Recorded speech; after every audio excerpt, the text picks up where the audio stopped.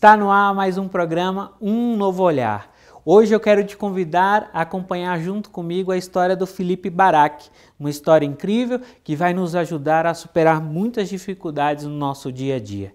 Nessa dificuldade eu convido a você a refletir junto comigo uma pequena mensagem que nos diz assim: como é importante termos a certeza que Deus se importa conosco. Essa certeza que precisamos levar no dia a dia. Às vezes aquele dia a dia de tempestade, de dificuldade, de vendaval, temos a certeza, Deus se importa conosco, Deus caminha conosco. Com isso, eu quero convidar a você já deixar preparado a sua água próximo à TV, próximo ao seu monitor, porque no final estarei junto contigo abençoando, pedindo que Deus derrame sobre você a bênção e a graça. Agora, junto comigo, vamos acompanhar essa história incrível. Seja bem-vindo, Felipe Barak, que Deus te abençoe. Obrigado por aceitar o nosso convite. Ô Dom, eu é que agradeço, na verdade, o convite. Confesso que quando eu recebi o convite, eu fiquei meio, opa, o que eu tenho a falar? Sei lá. Mas vamos lá. Que bom, mas todo mundo tem algo para contribuir, né? Sim, sim. Me fala um pouquinho sobre a sua família, de onde você veio, onde você nasceu. Bom, eu sou nascido e criado em Osasco, né? A cidade aqui da região metropolitana de São Paulo. Minha família, eu tenho meu pai, minha mãe, né? E duas irmãs, uma irmã mais nova e uma irmã mais velha. E agora a mais nova integrante lá, minha sobrinha, a Clarice, que nasceu há 1 ano e 8 meses aí, que está fazendo a alegria de casa. Sobrinho, tudo de bom, né? Graças a Deus. Filho também. Me fala um pouquinho sobre sua criação, como é que foi, como foi seu desenvolvimento. Então, minha família, na verdade, meu pai sempre trabalhou, né? Minha mãe é dona de casa, desde que eu nasci e tudo mais.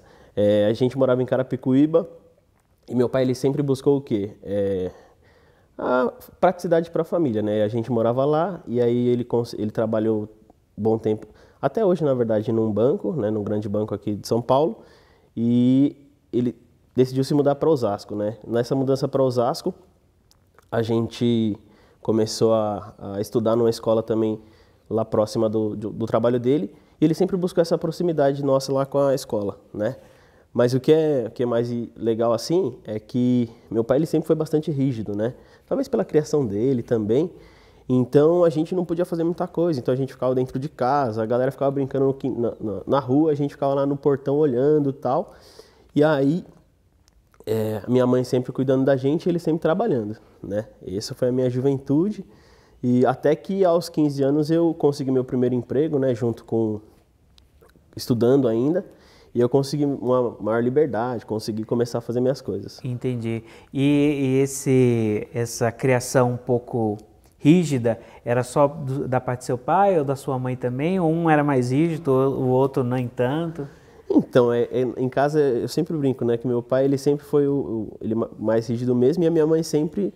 meu pai brigava, ela até brigava às vezes, mas ela era mais quem dava carinho, quem cuidava mais da gente por conta dessa rigidez. Mas assim...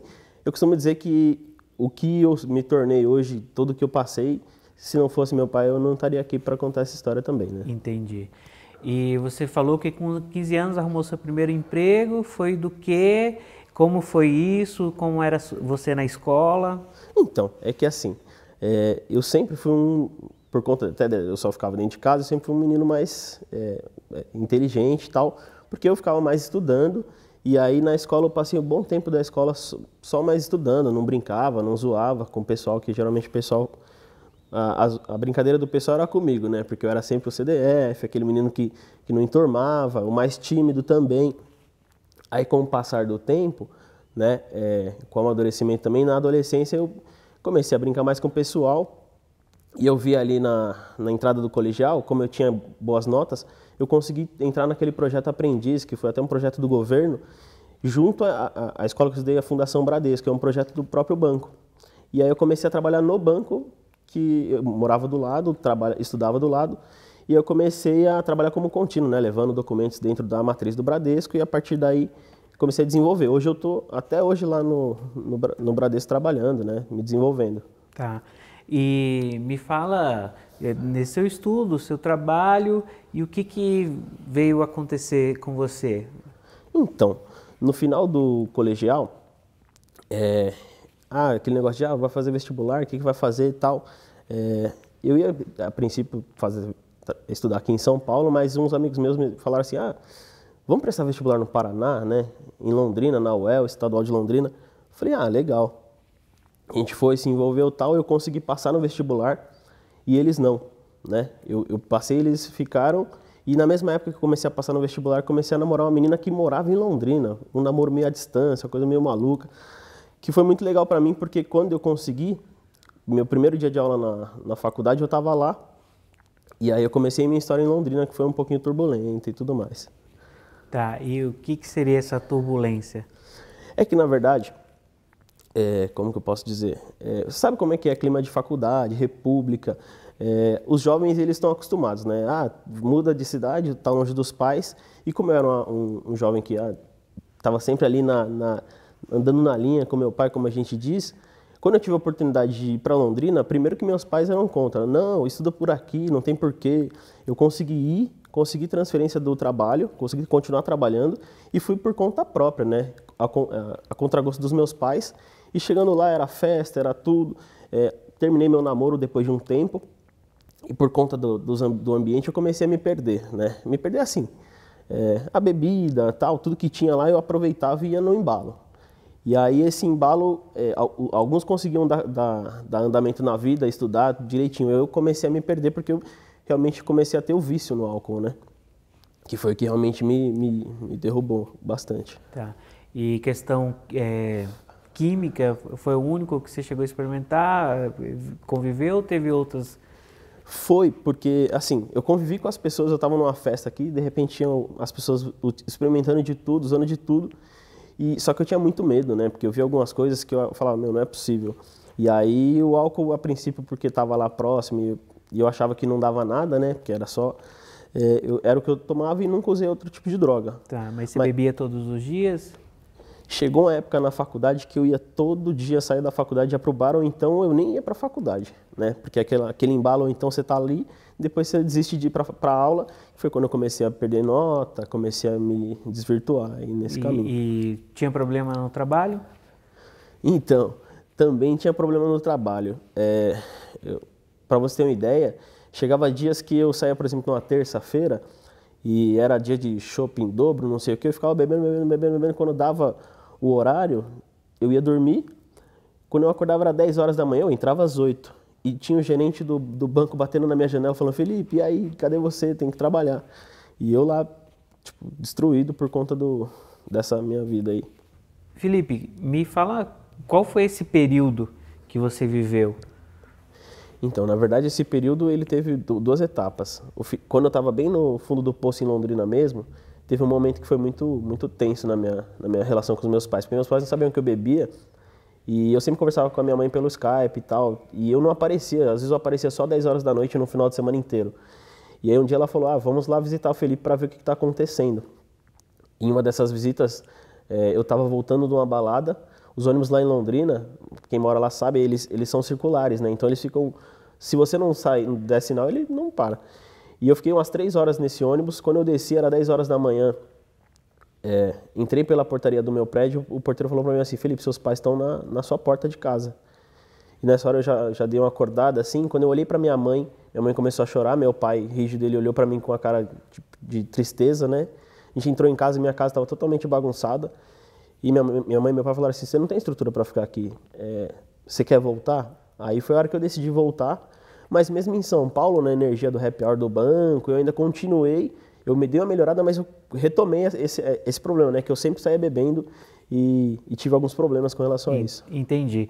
Nós vamos aprofundar ainda nesse assunto, mas eu preciso dar uma pausa para um pequeno intervalo e voltamos já.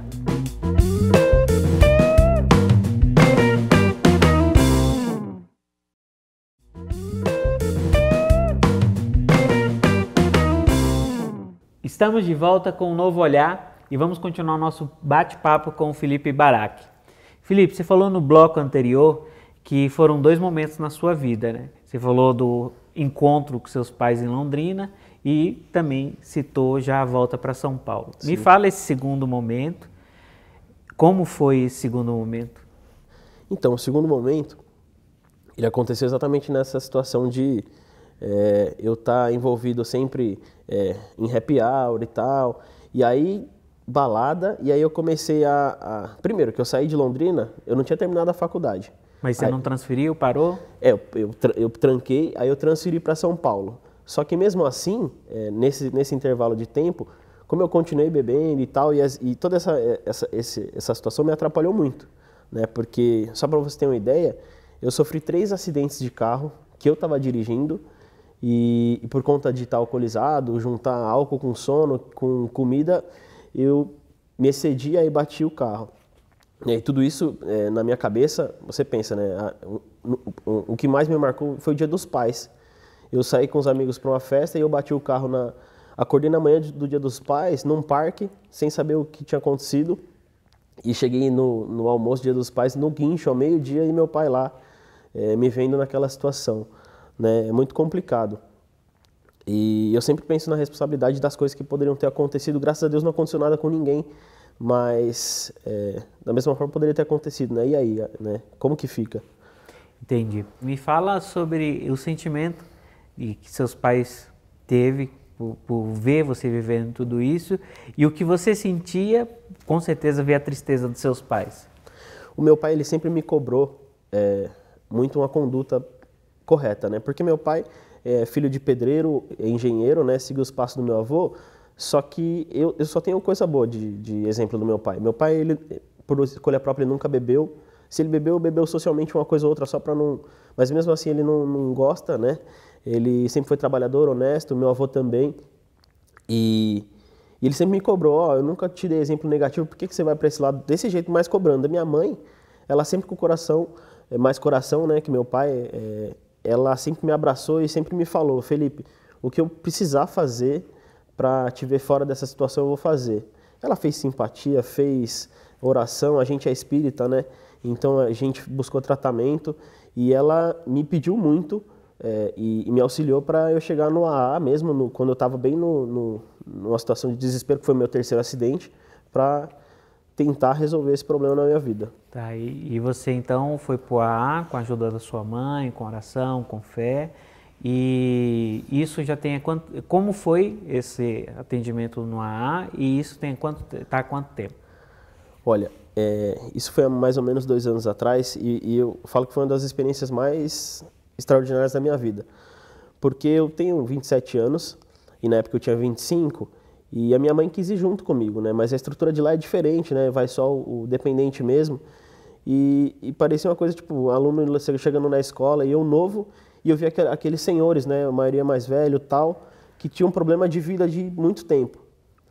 E eu me via numa situação, quando eu dei o meu testemunho, eu percebia tudo que eu tinha feito em tão pouco tempo, que eu tinha a oportunidade de mudar minha vida antes de eu chegar lá na frente com a família formada e tudo mais, todo um tempo de destruição que eu poderia causar na minha vida, porque antes você tá lá bebendo com seus amigos, a juventude ninguém acha que é alcoólatra. Todo mundo acha que tá tudo bem, que é festa, amanhã a ressaca bate, mas aí começa a beber de novo. Mas quando você percebe que o seu problema começa a afetar as pessoas à sua volta, principalmente a minha mãe, que foi meu anjo da guarda, minha protetora, eu via que eu tinha essa responsabilidade. E quando eu falei lá, eu chorei, ela chorou, e foi um momento de mudança mesmo, que eu percebi que eu não estava sozinho, que meu problema era um problema de fato, e que eu tinha como mudar. Daquele dia para frente, eu mudei realmente, né? E junto com o espiritismo, com tudo que eu busco na minha vida, graças a Deus. Amém. E você retomou o trabalho, estudo? Retomei. Na verdade, assim, o trabalho eu nunca parei, né? Eu continuei, tive alguns probleminhas, mas eu consegui me estabilizar. Hoje, graças a Deus, eu estou bem lá no trabalho. E a faculdade eu estou terminando esse semestre agora.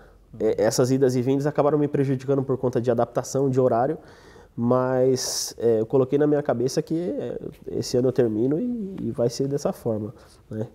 Entendi. Você fala muito da casa espírita, me fala um pouquinho qual foi o fundamental dela, né, nessa sua restauração, nesse seu retorno? Então, graças a Deus, quando eu tinha lá meus 12, 13 anos, eu conhecia a casa espírita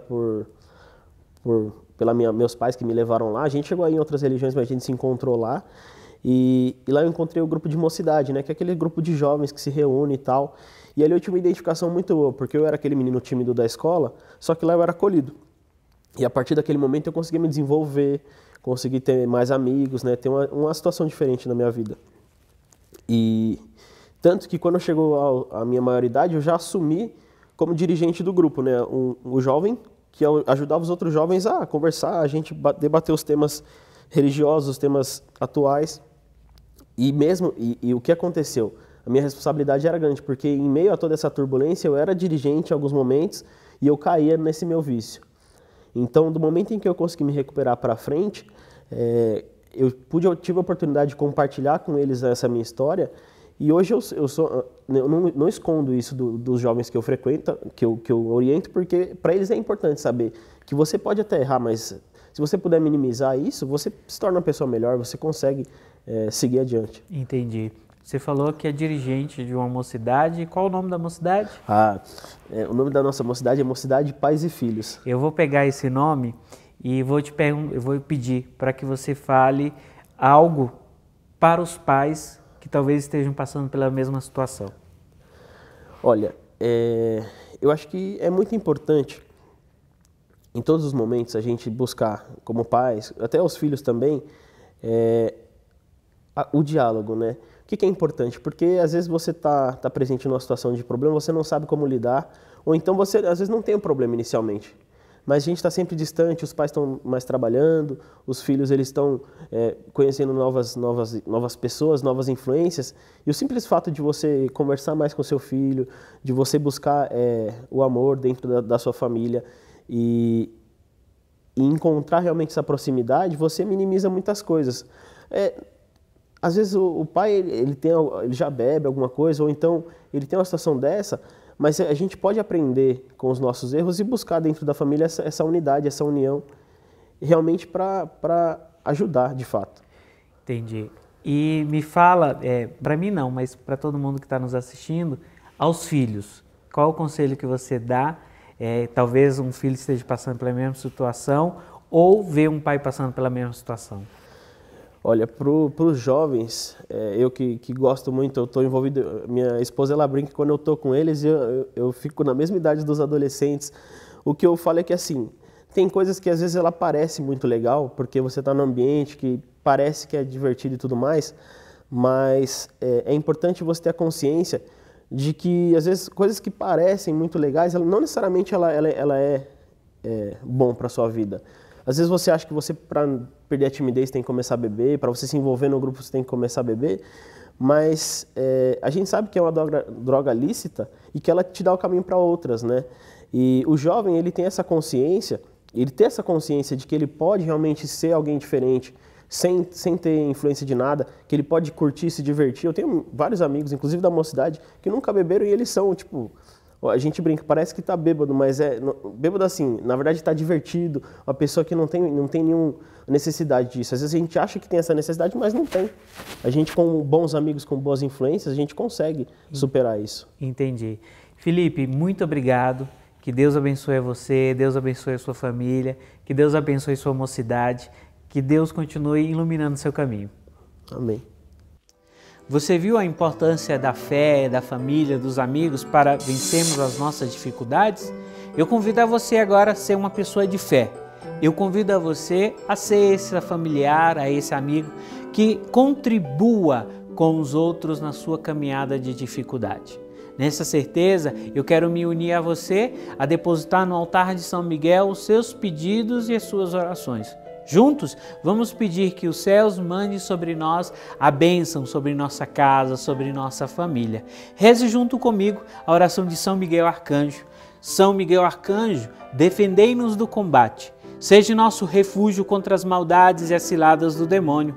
Ordena-lhe Deus, instantemente os pedimos, e vós, príncipe da milícia celeste, pelo divino poder, precipitai no inferno a Satanás e a todos os espíritos malignos que andam pelo mundo para perder as almas. Assim seja. Amém.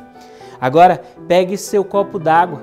Vamos pedir a Deus que derrame a bênção sobre esta água, para que aonde ela tocar, possa ser a mão do Cristo tocando, e quem dela beber possa estar sendo lavado pelo sangue do Cristo derramado na cruz. Que a bênção de Deus Todo-Poderoso, em nome do Pai, do Filho e do Espírito Santo. Amém.